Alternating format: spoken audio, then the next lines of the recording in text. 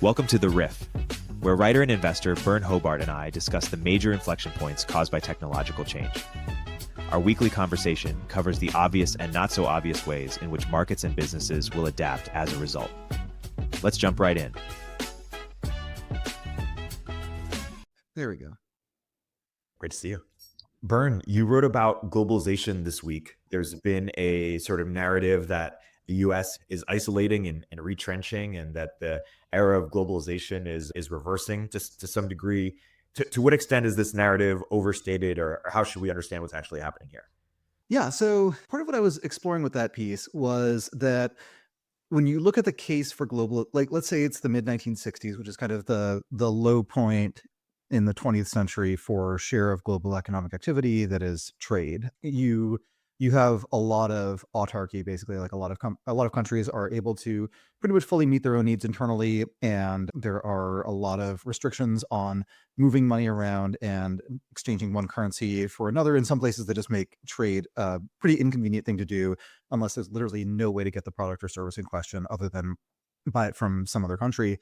And, since then, there's been this huge increase in trade and a huge increase in just the complexity of supply chains, a lot of which is just due to technological factors. But there's also this institutional story that countries started to adjust their legal codes in such a way that they could actually accommodate this. And if you start from an economy where transporting goods is very expensive and communication is also pretty slow, so it doesn't make sense to do just-in-time inventory, and it doesn't really, like, historically, there was very little trade in intermediate goods. There's a lot of trade in raw materials and in finished products, but with intermediate goods, because just the cost of getting something onto a ship, packed, and then moving it, and then getting it unpacked and getting it delivered, that cost was so high that it didn't really make sense to build part of something in one place and part of it somewhere else. And that's also part of why you had these industrial clusters in individual cities. So, Detroit, for example, you could buy a lot of the parts that you needed to build a car, and a lot of them are manufactured locally. And part of the reason that started going away was just containerization made it radically cheaper to transport goods. But that also meant that there was actually just more demand for some kind of legal structure that would allow countries to do this kind of trade. And in some cases, like one of the biggest wage gaps in the world, circa mid-1970s, is between China and the Western world. And China had, some of the infrastructure necessary, and certainly had this long history that did demonstrate that China is able to produce a lot of wealth and is able to produce goods that the rest of the world wants and able to sell them globally. But the structure of a communist country does make it really hard to do that, and especially if it's a communist country that has very top-down control over the information environment, it becomes really, really dangerous to that regime if people can start trading, because as soon as you have people doing business with Hong Kong, they start to get some sense of what the standard of living is like right next door, and they realize that there's something not working well with their current system. So China had to create this. Some of their early efforts, they were basically hermetically sealing off these little manufacturing districts, both trying to control the flow of goods and information and money between those manufacturing areas, manufacturing facilities, and the outside world, but also trying to control the flow of information from those manufacturing facilities to the rest of China. So they built up some infrastructure for that, and you had a lot of cases where just the legal system kind of assumed that every company is owned by people who are local, and we don't really need to deal with we don't need to accommodate the idea of someone outside the country owning it, etc. And different countries started to actually specialize in this. They started to specialize in just being a really good place to locate your country, which is usually some combination of the code of laws is pretty comprehensive. It's all written down. You can trust the judges and the legal system, and also taxes are really low. So you have these very competitive jurisdictions like Ireland and Switzerland and Dubai. There are also little echoes of that. Also various islands. There's Caribbean islands and other places. Islands are apparently just great for tax as a tax haven. You also had just, all this legal infrastructure for dealing with the fact that a company can be operating in country A and have a supply chain that touches countries B through X, and then it's legally domiciled in country Y and has some subsidiaries somewhere in country Z just for tax purposes, etc. And this infrastructure got built up over a really long time, and a lot of it was ad hoc. A lot of it was repurposing things that already existed. A lot of it is kind of established more by precedent, and especially precedents of the form of, we obviously know that you were doing this to avoid taxes, but it's clearly a load-bearing form of tax deferral. And so, don't take it too far, but you can keep doing roughly what you're doing. This never makes anyone happy, but that's kind of how you know that the system roughly works, is that everyone is somewhat unhappy and feels a little bit like they've been ripped off. But when you have that whole infrastructure for having things that are under different jurisdictions and can operate in different places or can quasi operate in different places, like I feel like Taiwan and China is kind of the template for this, because there were a lot of Taiwanese manufacturers that started getting priced out of Taiwan. They started outsourcing to China, and these are two countries that are kind of in a state of deep conflict. They kind of, each one considers the other one implicitly, or at some point has considered the other one implicitly, part of its sovereign territory. So really hard to do business across those particular borders, and yet it got done. There was a huge amount of it. And all this is to say, like, there's a lot of infrastructure for making the world look like it's deglobalizing a little bit faster than it is. So if it is really cheap and straightforward to move goods around, and there's a tariff on goods that are exported from China and imported by the US, then one of the things that you can do if you are in China, you're trying to minimize your cost, trying to minimize the tariff impact, is export these goods to Vietnam and either have them loaded off of one ship, loaded onto another ship and shipped out, or maybe have them processed somewhere, or maybe find a way to produce the paperwork that indicates that happened, and have some paper trail indicating that this is an export from Vietnam that may have used Chinese inputs but is not actually made in China and just made an extra stop. But I think a lot of things like that will actually happen, and we're seeing an interesting version of this with and other companies making investments in the U.S., where it does raise this question of exactly what we mean by reshoring. And like, I think it's really good news for the U.S. that TSMC is willing to manufacture here and is apparently getting pretty promising results so far. But it also does mean that the U.S. is kind of tacitly conceding that not the full supply chain will be moving over here, that there will be some forms of expertise that we just have to import for the foreseeable future.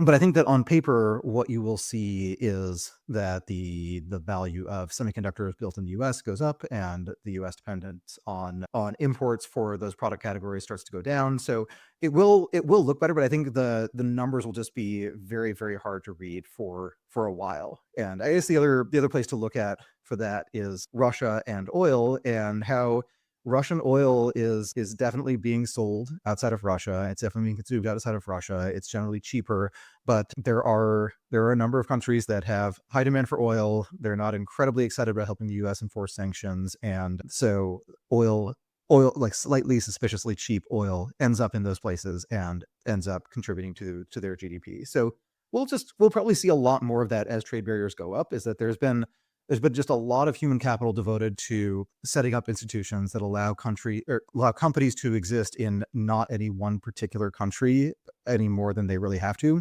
And that kind of infrastructure, legal infrastructure, is going to be extended to allowing companies to do as little or as much business on paper in a given country as they need to in order to comply with rules, while not changing their operations all that much.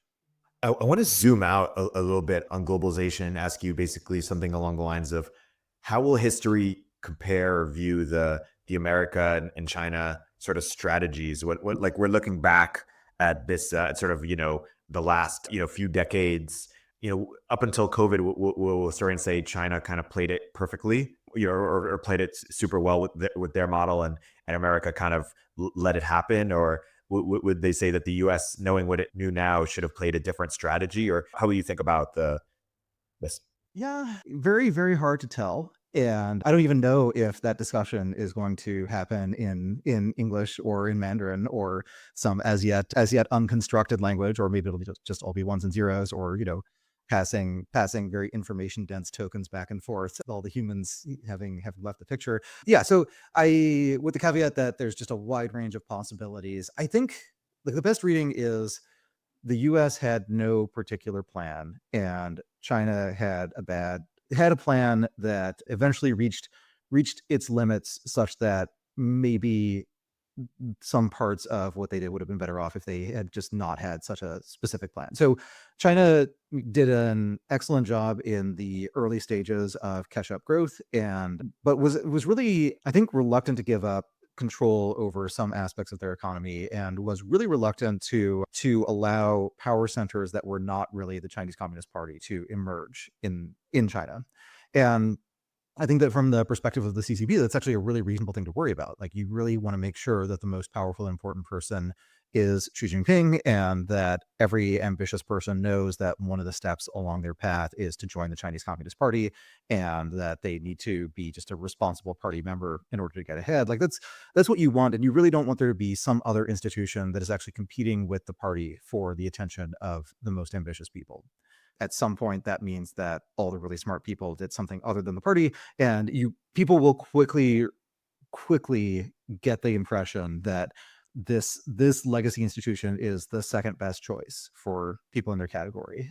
If you read about the stories of Steve Ballmer, there's this infamous story of Steve Ballmer just being totally enraged that someone left. I'm pretty sure it was for Google, so early 2000s, and he threw a chair across the room or something like that. And that feels like a really big overreaction for a CEO to find out that attrition is one person higher than he expected. But if you are the CEO of a company that has been pretty much synonymous with this is where the brainiest programmers go, and you find out that actually those specific people who were part of your franchise and just a core competitive advantage for a very long time, they're now going somewhere else, it is actually an existential threat. And we've kind of reached this weird equilibrium where there's not really one best place in tech for really smart people to go. And I think different people will just have different lists, and some of it is based on exact problem you want to solve, and some of it is based on differences in company culture, and some of it is based on just moral qualms about particular CEOs or the lack thereof about other CEOs, depending on how you want to frame it. So it's kind of a more equal system. But I think in China, it's just there hadn't really been a second best thing to do if you weren't going to be playing ball with the party. And to the extent that that becomes a real risk, then the party does get worried. But that also means that they have to truncate the tail end of the distribution. And if you're looking at an industry, if you're looking at a field where it has power law outcomes like entrepreneurship, then truncating the tail of that distribution is actually making the overall outcomes a lot worse. So I think they do end up with fewer really big, really excellent companies. I think that this is probably part of why the Chinese consumer internet environment is just so competitive, is that it's really good for the state if these companies are mostly fighting each other, and if they are constantly cutting margins, improving service, and just trying to grow at one another's expense. Like, that is really good, because that means that they aren't just building these independent economic power bases and just growing forever. So, and China, they did have, they when they started integrating with the global economy, they had this fully planned domestic economy. To the extent that it wasn't planned, it's because people were trying to interact outside of the formal economy, and then they slowly just reduced the emphasis on planning in different sectors, in different places, at different times, and did that in a really experimental way just to see what would happen. And it definitely had a lot of growing pains. Like, when you look at the long-term chart of China's GDP per capita, you do see this general upward sweep until the last couple of years. But there were also plenty of financial crises and outbursts of inflation, and there was also domestic unrest, which is pretty well known, and some of that was actually linked to inflation at times. So it was still a bumpy ride, even though the numbers looked pretty good. And to the extent that that was the plan, they actually did a reasonably good job navigating that. But part of what they ended up with was an economy where it was very dependent on credit and on credit expansion, and where by trying to direct as much capital into favored industries as possible, they ended up with this kind of broken system where it was really hard to get people to not buy real estate, and it was really hard to get banks to not lend against real estate. And your economy kind of doesn't make sense if you have this extremely expensive category of assets where people just can't actually own it. So they made a reasonable compromise at the time, which is we will actually have a fair amount of property speculation, and people will be levering up to buy these properties. And some of that was that they have this internal passport system, and you don't get access to a lot of government services if you live in a city and don't have a passport associated with that city. And one of the ways to get one is to own property, although I think in some cities it goes the other way around, where you have to get the internal passport for that city in order to own property. But in some cases, it's like you're basically getting this package deal where you buy a dwelling and now you actually have access to schools and hospitals and other stuff. And if you have a system like that, it's also really hard to tell when housing prices are getting disconnected from reality, because you don't actually know whether people are paying for X square meters of space at this location or whether they're paying for that full bundle. But either way, they were clearly paying too much at the peak. And so now China is stuck with this massively levered financial system. A lot of the assets that underpin that leverage have been pretty impaired, and they have to find some way to grow or adjust their way out of that they have to find some way to grow and adjust their way out of that, but they don't actually have a growing population. So it's really tough to engineer accelerating growth in GDP per capita while you also have a declining labor force participation, like overall declining percentage of the population in the labor force. So yeah, really, really tough situation. And that's just the economic side. I think on the foreign policy side, it's actually, in some ways, China has done things in a really sophisticated way, where they basically found cases where they just have a lot of leverage through their existing competitive advantages, through having a pretty top-down authoritarian system that actually allows a lot of flexibility at each level of the chain of command, but also having a lot of experience just building big infrastructure projects and having a lot of demand for raw materials. That just gives them a lot of room to do mutually beneficial transactions with a lot of different countries. And if they are trying to affect outcomes at an institution like the UN, where it is to some extent a popularity contest where every country is kind of weighted exactly the same. Like if half of the UN supports something, then that's the thing that gets supported. Some countries are just a lot more affordable to buy. And so they picked up some bargains there.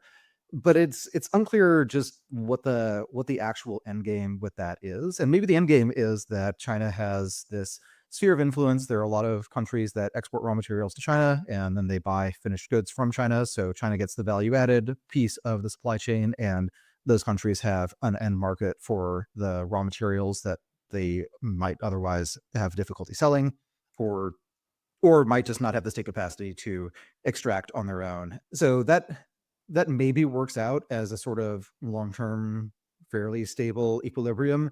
And I think it's an open question as to what degree of influence China actually wants to exert on those countries, because it could just be a pretty simple, straightforward economic relationship where each country has something the other country wants and they find a way to trade.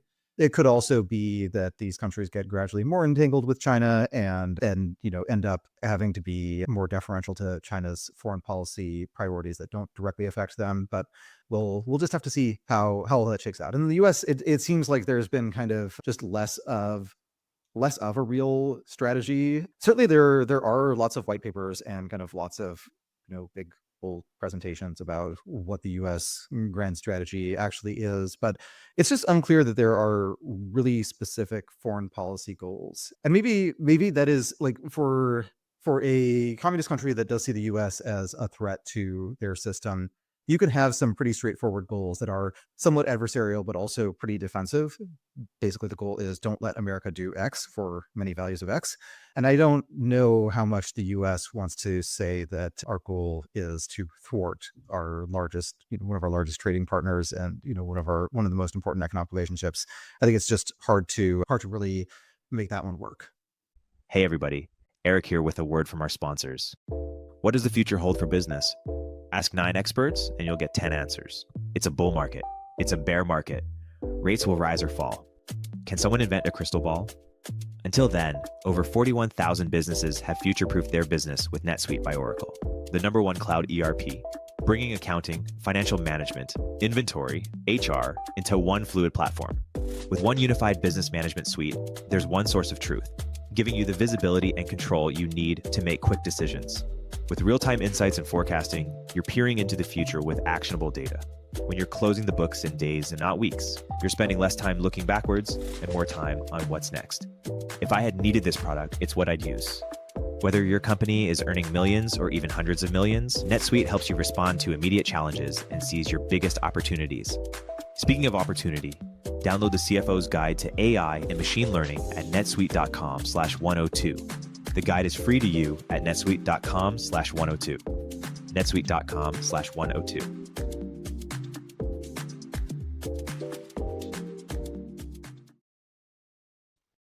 So, in terms of other things that we could have done differently, there's nothing else that comes to mind in terms of. So yeah, I think what comes to mind is that there were a lot of supply chains where it just turned out that there are parts of that supply chain where they're low value added, very labor intensive, and it does make a lot of sense, your first order, from first order effects, it makes a lot of sense to have that work done overseas.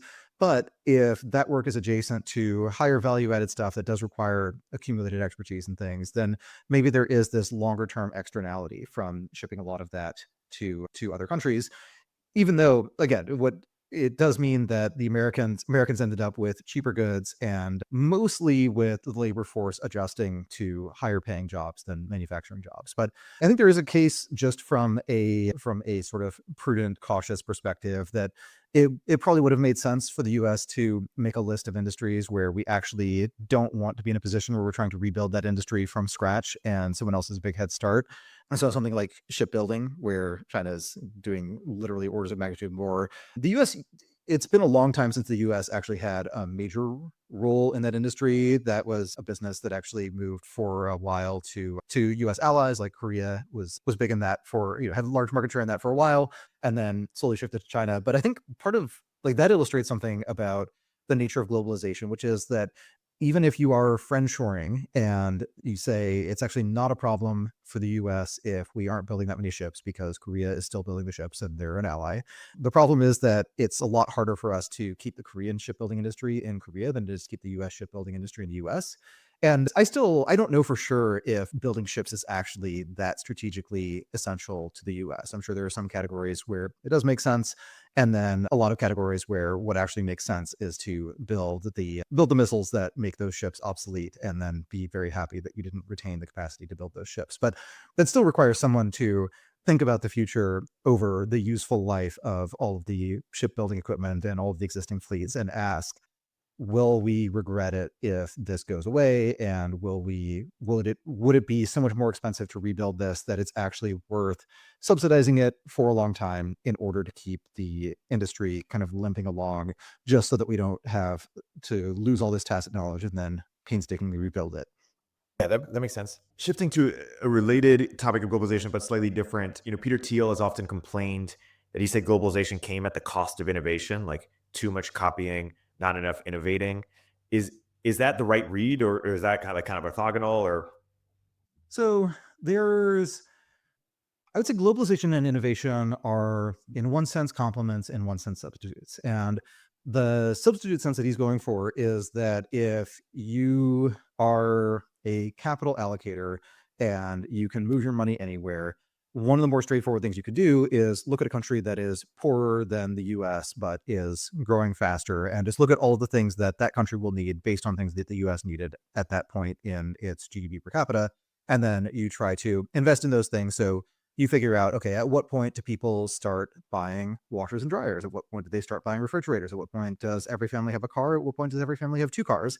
And if you can time those inflections, then you make money in a pretty straightforward way. Like, you have to obviously pick the right company. So there's definitely non-zero execution risk. But in terms of having a macro thesis, it is just pretty straightforward to say that there's a level of economic development at which point these particular products get unlocked as categories where there's a lot of demand. And if you get in early, then you can satisfy that demand. And just the revenue from selling into that one-time build out, whether it's every household going from 0 cars to 1 car or 0 microwaves to 1 microwave, et cetera, the one-time deployment of those technologies just means a lot more units sold than the ongoing replacement, like the replacement demand in a more mature market. So that part is definitely a case where you would actually move money out of more speculative R&D and into just, we had a factory in Kentucky that made toasters in America for Americans. There's going to be a factory in Shenzhen making toasters in China for Chinese people,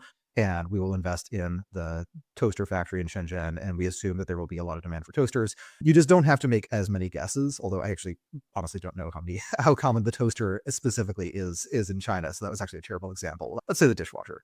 if you know what household penetration for those products has historically looked like at a given GDP level, then that's an easier bet to make than trying to figure out what household penetration for some as yet undeveloped technology, like, what household penetration for VR headsets will look like as a function of GDP, assuming both of those work out. In that sense, it is a substitute for innovation. In that sense, you can get a lot of global economic growth, and you can actually get global economic growth that benefits the rich world if the rich world is buying the equity slice of the right companies in the emerging markets that are actually making this happen, or if big US brands are doing more manufacturing in emerging markets, and they're just using their existing brand name and their existing relationships and things to expedite that process. So yeah, there's some upside there at the cost of less investment in innovation. But the other side of that is that if you have a larger scale market for any category of product, you can amortize the cost of R&D over a larger number of users. And that has been very much the story of mobile, is that when you have billions of smartphones out there, then something that makes the average smartphone 1 penny cheaper or 1% better is actually a really, really good thing to have. And you can underwrite a lot of R&D spending on the basis of just that pure scale argument.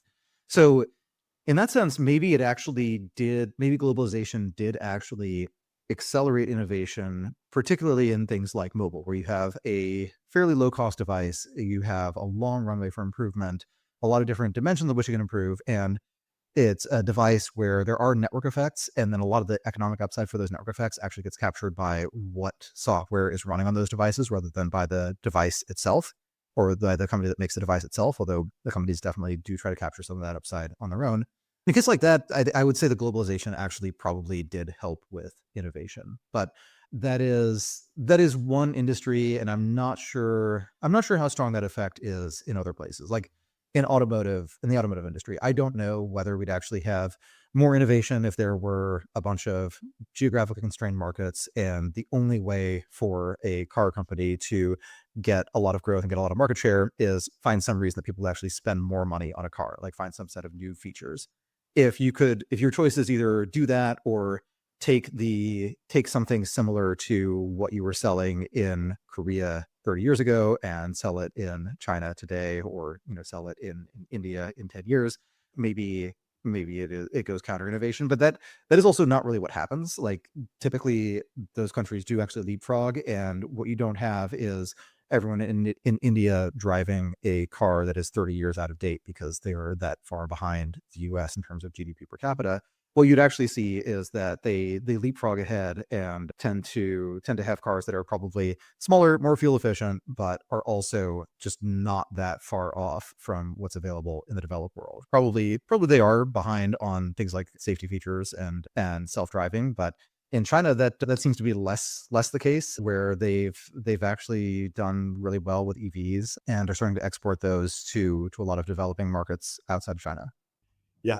Well, while we're still on the topic of US and China, can you share more about Taiwan and how you think that might, like, is Ukraine going to be an analogy that we use when the Taiwan conflict surfaces, whenever it does? Or how do you think about what sort of the US sort of calculus will be in terms of whether or not to get involved and to what degree, if and when that time comes? Yeah, I guess the troll answer is you definitely do not want to spread the rumor that Taiwan is about to join NATO. I don't know. That one has been a really tough conflict to understand, because it does, in some ways it feels like this completely unsustainable thing. Like if you described the situation with respect to Taiwan and China to someone who was hearing about it for the first time, I think they would probably assume that military conflict is imminent. And then if you reveal that, hey, we could have actually had exactly this conversation 20 years ago and there hasn't been an invasion, and I think they'd be very surprised by that. So it does feel like we're in this meta stable situation where actually neither country is happy with the status quo, but third parties are actually much happier with the status quo than with anything changing. There are just logistical reasons that, much like with Ukraine, there are just a lot of things that have to happen before an invasion actually happens. And so I think in Russia's case, they were talking about training exercises and, just adjusting where troops were placed, but it did involve sending a lot of soldiers right to that border. And I think that at this point, it would be very, very hard for China to say that these are just military exercises and that they're not actually doing an invasion just, seeing what an invasion would be like if Taiwan decided to attack them first or something. I do think that would be seen as a lot more of an escalation than Russia's stuff was. But on the rhetoric, it's actually very hard for the rhetoric to get more escalated. Like, Taiwan is still described as a breakaway province that is part of China and has always been part of China and will always be part of China, etc. I don't think that is a factually dispensable statement, in the sense that if you have a country where they have elections, pick leaders, have a military, and have a flag, and all of that, like, it is an independent country, even if various other countries can be kind of co-opted into pretending that it's not. It is still treated de facto as a country, even by China itself, except in those rhetorical terms. But yeah, it feels like it is really hard to describe current China-Taiwan relations in a way that actually makes them sound as stable as they have actually been. So that just makes it really hard to say anything definitive about the future, when it's actually pretty hard to parse the present. Yeah, that makes sense. Let's segue to some other topics that you've written about this week. So one is, maybe let's start with the AI stack. You asked how many layers in the AI stack. Why don't you unpack your thoughts there? Yeah. So there was this point early on where it looked like we basically had three kinds of companies that are AI-ish companies. You have big companies that are using AI internally for a bunch of different purposes. They may or may not be talking about a lot of those really publicly, or sometimes they will talk publicly about how they are doing AI and not talk a ton about exactly how they're doing it. And one of the examples of that I liked is I had this quote in there from a big tech company, and saying, computing is moving from mobile first to AI first. And that sounds like something that someone could say today, but it's actually from a Google earnings call from early 2017. So they were talking about AI a long time ago, and they were incorporating it. They had language models they were using to disambiguate searches and things like that. So that was one play. And then one AI bet was, here's a company that has released a model, and maybe they are charging by the API call, maybe they're charging a subscription for access to more powerful features of that model in a chatbot form. But either way, they're directly monetizing an AI model. And then you had companies that were built on top of those AI APIs, where the company does not have its own model, but has found some way to wrap a given model in a use case, whether that is, we're going to give you a subscription AI-based dating coach, or we're going to write a bunch of cold emails for you and you'll just vet them and send them, or we'll do your customer service, etc. But it was always built on somebody else's model. And that looked like that was basically the set of categories that would exist. And then part of how the market evolved was that a lot of companies got a lot more sensitive about their data. So someone like Reddit is kind of a prototypical case, because the use case for Reddit for a lot of people is, if you're searching for product recommendations or just for information from real people, just add Reddit to the end of your search and you will find a discussion from actual human beings. And AI doesn't, it obviously doesn't replace the whole, it's an actual human being. It's very much not that, but it is sort of the average of all the human beings. And so, at least all the ones who type a lot into their computers, which is of course what Redditors do. So it did look directly competitive, but it also meant that Reddit's content was really valuable for training AI models. So that created this mutually beneficial arrangement where Reddit could license its data to, in this case, Google, and Google could also send more traffic to Reddit. So Reddit is basically, like, Google is basically keeping alive the engine that keeps generating novel tokens that make the models better. And then Reddit is monetizing both the licensing of those tokens and ad revenue from getting more search traffic. So that did turn Reddit into a really interesting kind of newish category in AI, which is companies that either own a lot of existing data or have a really good loop for acquiring more data. And then there's this set of middleware companies where part of their vision is that there's just going to be a lot more model to model commerce, and there are going to be a lot more cases where someone has an interesting idea for how to train a model. They have the hardware. Gathering the data is just not the part of that process where they think they'll have the biggest advantage. And so being a data broker who helps with non-exclusive or less exclusive licensing is actually a viable part of that stack. And where I think some of this equilibrates is that there will be a set of companies that own models where there are particular kinds of data that those models are trained on that nobody else is actually accessing, or nobody is supposed to be accessing. And those models will outperform everybody else in their specific domain.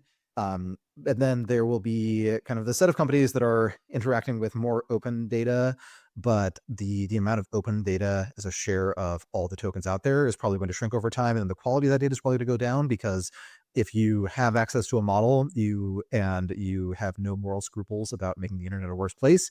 One way to monetize that is just crank out lots of text that addresses some long tail interest and then put ads on it. So I think that I think it's the industry is in a really interesting place where it is actually really unclear what the supply chain looks like. It's really unclear if being vertically integrated, as someone, I would say Meta and Google are the best examples of fully vertically integrated. Actually, Google's probably more vertically integrated because they do more on the hardware side, where they have access to unique data nobody else has. They have a lot of infrastructure. They can train these models, and then they are able to deploy the models directly to users by putting it inline in an existing search product. So they've kind of solved for everything that you actually need to solve for to have a really good AI company. And one of the questions from there is, okay, but if you have better research, like, is it possible to have better researchers and to pay more for exclusive access to data that Google doesn't have and that Google didn't realize they should pay more for? And then maybe you have a slightly better model, and maybe if you're Meta, you also have better distribution. But there's also just room for a lot of specialized models that are buying specialized data that are trained in fairly narrow domains, and maybe they are trained partly on synthetic data from larger, more powerful models. And there's a lot of room for just a model ecosystem where you ask your high level open-ended model some question, and it starts asking other models, and it's doing micropayments to these other models. So it's asking, if you have a question about how do I use data to track the performance of Coca-Cola? Maybe you've got like a supply chain expert model, and then you have like an econometrics model, and then you have like a model that is really, really good at finding counterparties for business transactions. And that's the one where you ask it to find the right data brokers and data vendors to talk to.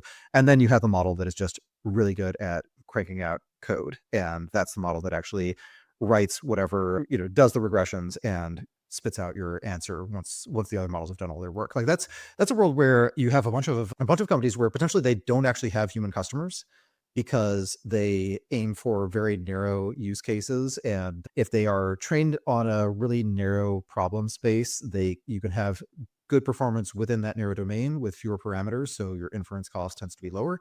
And so if that is true, and the cheapest model has performance parity with the best models, but only a really, really narrow specialization, then you probably end up with a world where the actual search for the right model to answer any question is really hard for human beings to do, but actually fairly straightforward for an AI model to do. So you actually have the AI model essentially breaking the problem down into steps that can be performed by very cheap idiot savants of various specificities, various kinds of savantness, and then delegating it to them, and then just presenting you with the final answer once it's done. Yeah. Zooming out on AI, you mentioned the supply chain seems unclear. What are other things that seem unclear to you, or like what are the biggest questions you feel that you have that you're going to be watching over the next few months? Yeah. So one of them is, when AI price discrimination, I do think the AI price discrimination will continue. I think Sam Altman is just not the kind of person who goes from $20 a month account to $200 a month account without having a vision for what the $2,000 and $20,000 a month accounts will look like. But one of the things I'm curious about is, will there be AI tools that cost as much as a full-time employee, but are not meant to be a one-to-one replacement for that employee? Because it's really straightforward to say, maybe for $20K a month, OpenAI is going to sell you a developer who will be very, as productive as a regular human software developer with N years of experience for some value of N, and will cost a similar amount, but will work 24/7, or might have other advantages, or maybe is available on demand. So if you want 10 software engineers to work on debugging something that needs to be fixed as soon as possible, like, you'd have 10 of them work on it in parallel until one of them gets an answer, and then you shut them all down. Lots of different ways to price something like that. But I'm curious about just are there tools that you could sell where it's an individual person buying them, or a company is buying it on behalf of an individual employee, and the cost of that tool actually approaches or exceeds the annual wage of a typical employee in that domain, and the tool is still worth buying? Like, at that point, is there a complementarity that still exists when $20K a month is the market clearing price for an AI tool? So that's one of the things that I'm curious about. One of the things that I'm also curious about is just how much online interaction is going to be people talking to AI agents rather than talking to other people. How much agent to agent delegation will there be where, if you and I, we know we're going to be in the same city, we want to meet for lunch someday, we want to meet for lunch while we're both in the same general city. There, we can just talk through our schedules over email or Signal or whatever, but probably that is a really boring task that is not the best use of either of our times. And so as soon as there's an AI agent that can manage calendars, is aware of preferences, can make suggestions and figure out logistics, etc., probably your agent and my agent would talk, for about 20 seconds total and figure out exactly the optimal time to meet for lunch. This was a piece I wrote a week or two ago about this exact scenario. So I'm very curious about how soon those get developed. And then I think when you look at different technology transitions, different hardware and interface transitions, there are often new winners. Mobile was a weird special case where most of the big winners were actually companies that had existed before mobile. You do have companies like Uber and TikTok, or Uber and ByteDance, where the exact product did not actually make sense before mobile, but a lot of companies just adapted to mobile. And so far, a lot of the big winners in added market cap from AI are companies that you would have included on a list of big tech companies 10 years ago. So you've got Microsoft, you've got Google, you've got Meta was big then. You have a lot of companies that were just already winners and they're winning even more. And I am curious about whether or not there will be an AI pure play winner that becomes part of the set of big tech companies. And if you do take AI sufficiently seriously as a transformative technology, that almost becomes the wrong question to ask, because an AI company, AI specific company, like someone, let's say Anthropic, like if Anthropic is actually worth as much as NVIDIA in a couple of years, we just live in a very, very different world where people are spending a lot of money on AI. It's having a huge economic impact. And in that world, I think it is, it's great to have owned equity in a company that made that world happen and is getting a piece of the action every time someone uses one of these models. But it's also a world that's sufficiently different that I think that it's not even going to be one of the top 10 most interesting things to talk about in that scenario. But that does mean that in the scenarios where it's interesting to talk about the winners, it's probably that the winners are the already scaled companies that already have the hardware footprint to train large models. They already have the data you'd need to make those models unique, and they already have the distribution to get those models in front of people who can be monetized either because they're paying or because they are looking at more ads and tapping on more ads and generating more revenue that way. There was a debate on Twitter the other week around who is in stronger market position, Cursor or Anthropic. And I guess it's like a broader metaphor about sort of the underlying model providers versus the sort of biggest applications on top of them. How would you think about that? That is a really interesting question. And I guess it does tie back to that distribution question. I would say Anthropic is probably like the obvious intuitive winner, if you're looking at valuation or at the impact of the company or, how quickly could you copy it, you'd say that Cursor is just, it's a less economically significant company and it is more straightforward to copy it.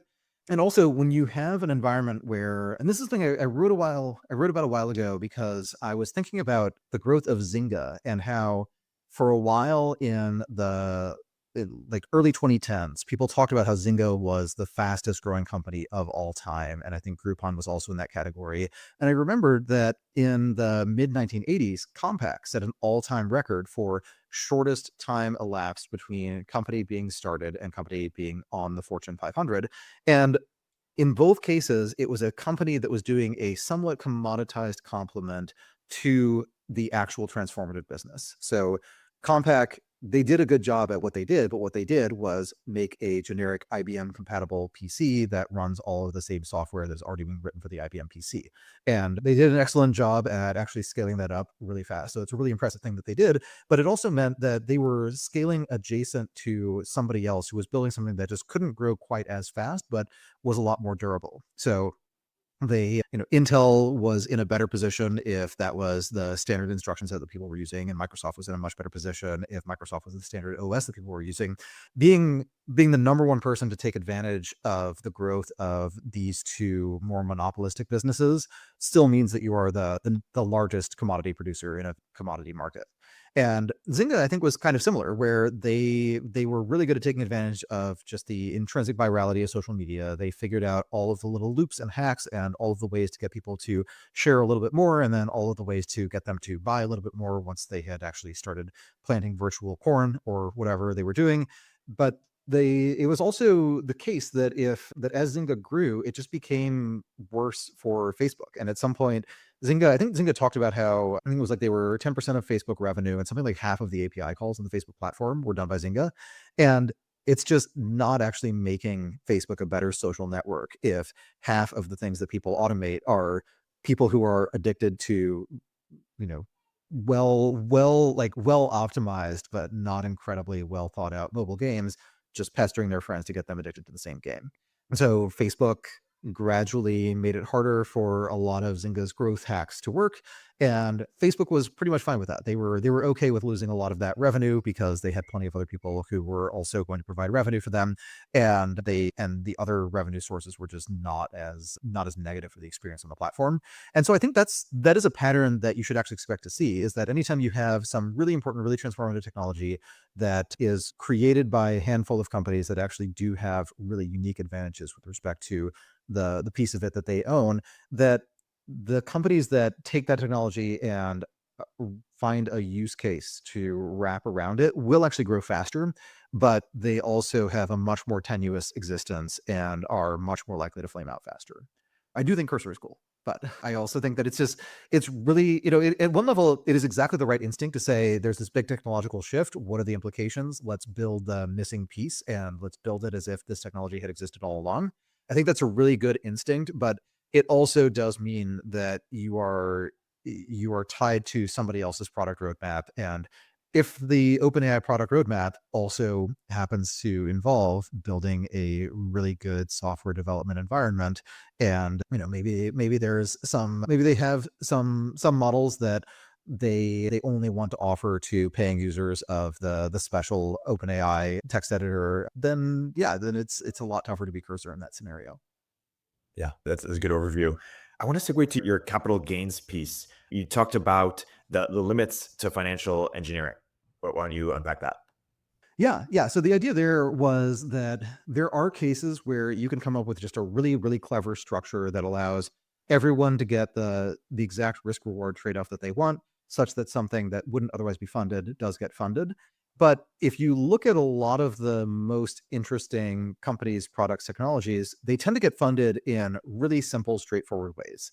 OpenAI is a glaring exception. Maybe I will get to them, but in general, what you see is that it's either financed through retained earnings from an existing company, or it is financed through equity.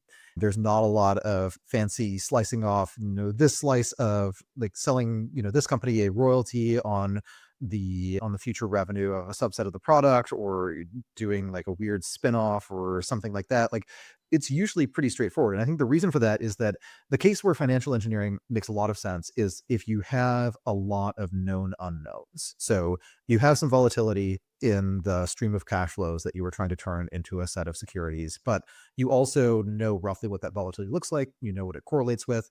And that means that you can understand how different permutations of these cash flows fit into different people's portfolios. So like a really interesting example of this is Michael Lewis alludes to this briefly in Liar's Poker, and specifically says he won't explain it, but he talks about interest only and principal only slices of a mortgage-backed security, where they are exactly what they sound like, but since it's a mortgage-backed security, one of the risks that you face if you own it is, normally if you're a bondholder, when interest rates go down, your bond is worth more. But if your bond is backed by mortgages, those mortgages get refinanced when rates go down, so you just get your money back. So you are not exposed to the upside from rates declining.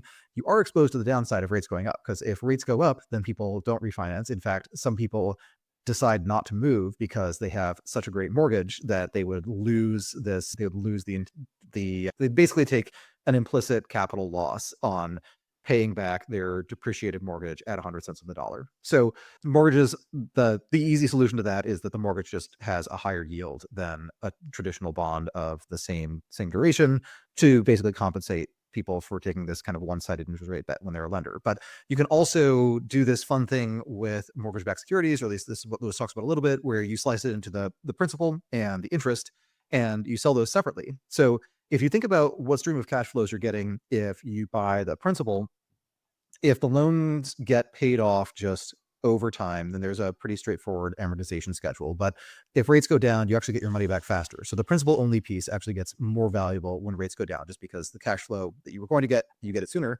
And then for the interest only piece, it has this weird relationship where the higher interest rates go, the less that stream of interest payments is worth, but the more likely you are to actually get them. So they end up being just like really, really interesting securities. And I'm sure a lot of brain power was expended in modeling those and figuring out the weird curves and inflection points in these different interest rate sensitivities and things. But the main takeaway from that is like, it is very straightforward to figure out what a portfolio of mortgages will do. They're very, very standardized products. And even though the individual houses go up and down in value, even though the individual borrowers, maybe one of them gets a promotion, someone else loses their job, et cetera. So you don't know how any individual one will perform, but you can have a pretty good idea what the aggregate statistical performance of that is. And so that's a point at which you can actually do a lot of financial engineering, because it's a set of known unknowns. Like you have a rough idea of what's the good scenario, what's the bad scenario, how likely are these scenarios to happen. And with something like equities and equity derivatives, it's a different set of known unknowns where you can look at the historical volatility of a given stock and basically look at the historical volatility, use that to figure out roughly what an auction is worth by thinking of roughly what's the probability that it hits this price. But if you are looking at something, if you're looking at funding a pure research project, we have some inkling that fusion's going to happen this decade. This is the decade where the fusion decade actually happens. You don't have any real historical data. Like you have no idea what the volatility is. You don't actually know even what the bottlenecks and constraints are. You don't really know what the timeline is until someone misses a deadline and doesn't hit a milestone at the time that they expected to. So you just don't have a lot of raw material to work with to securitize anything. And I think the best that you get is just saying that if you're doing some more pure research focused company, whether it's quantum computers or fusion or whatever else, that you just give people a piece of the upside, and you sell people a piece of the upside in exchange for the money that you use to actually do your R&D. So yeah, that was my kind of glum point. Was I really wish that were the case that you could come up with some really clever way to slice up the upside from pure research in order to cause more money to fund it, but there doesn't really seem to be a way to do that. And I think it actually does tell you just what financial markets, what financial engineering is really good for, is more precisely allocating things within a set of pretty well-known parameters. And then what financial markets don't have a lot extra to offer is the really uncertain stuff. But then the meta point is, okay, if we have all this activity that is designed to slice up cash flows, sell off risk, et cetera, price it all really, really accurately. Well, if that does actually make capital allocation in general more efficient, it does mean that we actually have more resources overall. And so probably more of that pure research gets funded just because the world is a richer place. That's a good overview. Maybe in closing here, you also wrote about Uber and some sort of interesting marketplace dynamics as it relates to what you call the butterfly growth model. You want to share a bit more about that? Yeah. So there's like this, like the butterfly growth model was like a working title. I don't remember if I did actually end up accidentally posting that. I switched the title at the last minute, but I think I kept it somewhere, because the original idea of the butterfly growth model was when kids learn about how caterpillars turn into butterflies, they learn that the caterpillar eats a lot and then grows this chrysalis, and then out comes a butterfly. And what I imagined, and what I think most of my classmates imagined, was inside that chrysalis there is a caterpillar and it's growing some wings and growing other interesting butterfly parts. What actually happens is it just melts into goo, and then the butterfly grows out of the goo. And it sort of felt like Uber was kind of like that, where they had this hyper growth model, very capital intensive, and then they sort of got rid of some of the excess, got rid of some of the extra things that they were working on, and then really focused on just being a marketplace, being this intermediary. And that ended up being just a more capital light thing to do. And then the thing that I've just been puzzling over is how they think about autonomous vehicles, because they have a really good, their marketplace is a really good place for an autonomous vehicle to be listed, and it actually benefits both sides, because what you want if you're Uber is to maximize the odds that if someone opens the app and wants a car, they get a car within some very short time period. I think we threw out 5 minutes one time as just like, that's the benchmark. And if you are an autonomous vehicle fleet and your fleet is not as big as the Uber fleet in a given city, you actually have worse performance from that perspective. And if you're Uber, you also know that getting that last, going from 95% of the time people can get a ride within the time they expect, 99.5% of the time is really, really expensive. And it keeps getting more expensive as you're trying to fill in those last little bits of the supply. And if you have some steady sort of base load supply of transportation in the form of Waymos, then you actually don't have to worry as much about that. So if you think of things like a lot of people just have things to do, places to be at between midnight and 4 a.m. on New Year's Day. And so Uber does have to pay to get them on the road, driving people home from parties at that time. And with the Waymo, the Waymo doesn't really have somewhere else to be at that time. It's not doing a New Year's party, so it's fine. So it does seem like a complementary relationship. But then I think the problem, or the thing that I wonder about, is it is a lot easier for an AV fleet provider who just keeps on growing and has decent unit economics for their AVs. It's a lot easier for them to eventually supplant Uber than it is for Uber to go the other direction and catch up to many, many years of research on AVs. So it does feel like it's not in their long-term interest to support this, but then there's a long period where because actually buying these cars, getting them set up is a pretty capital intensive thing, because you have regulatory barriers just about everywhere and have to knock them down one location at a time. The growth in AVs can be slow enough that it takes a really long time to reach the tipping point. But I think if you're thinking about Uber and Uber allowing people to order Waymos through their app, there does come a point at which that becomes the wrong strategic decision. And it's entirely possible that by that time they will have pivoted in some other way and have adjusted their models such that it's still a viable, durable business. But then, you look at what the other thing they do, which is food delivery, Uber Eats, and Google has a competitor there too. They have Wing, and Wing is actually, I think the unit economics for drone delivery right now look a lot more like they should be able to beat the typical, pay a driver to drive the burrito to someone's house model. Like that looks a lot more feasible, just from like, if you look at the weight of the payload versus the overall weight of what's being moved, and you look at the number of person hours it takes to get a certain number of delivery hours done, there just seems to be a lot more operating leverage on the drone side, like drone-based food delivery, than on autonomous vehicles. I think the social utility of the AVs is probably higher because traffic accidents kill a lot of people, and per vehicle mile Waymos are incredibly safe relative to human drivers. So I think it's still worth, it's still good that it's happening, but it does make me wonder just where does Uber see their niche if AVs work really well. Now, if AVs are a terrible business, then that's actually annoying for Uber because they haven't solved their problem. The ideal for Uber is actually if AVs are a really mediocre business where they do get a decent return on capital, but it's just not great. And the operating efficiencies just aren't there, and the deflation in hardware cost just peters out after a while. That's actually great for Uber because that means that the human drivers have a lower capital cost but higher marginal cost, and there's some balance between the two that just evens out. But a scenario where AVs are really bad is annoying for Uber because then they have to replace all this supply. A scenario where AVs are really good means that every year it just gets harder and harder to justify Uber's existence in that stack. That's a good overview. All right, talk to you next time. Thanks for listening to The Riff. Please go follow and subscribe, give us 5 stars, and check out Byrne's excellent newsletter, The Diff, if you haven't already.